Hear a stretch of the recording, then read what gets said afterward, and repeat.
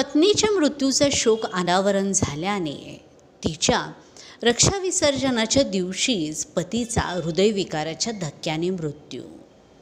याबाबतची अधिक माहिती अशी की खानापूर तालुक्यातील आळसंद येथील पती पत्नीच्या आकस्मिक मृत्यूने गावामध्ये एकच हळहळ व्यक्त केली जात आहे.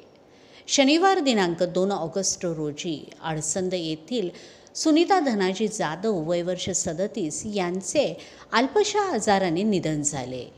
त्यांच्या निधनाचे दुःख सहन न झाल्याने त्यांचे पती धनाजी जाधव वय वर्ष 43 यांना हृदयविकाराचा झटका आला. त्यांच्यावर रुग्णालयात उपचार सुरू असताना बुधवारी सुनीता यांचे रक्षाविसर्जन होते. मात्र रक्षाविसर्जनाच्या दिवशी सुनीता जाधव यांचे पती धनाजी जाधव यांचाही मृत्यू झाला.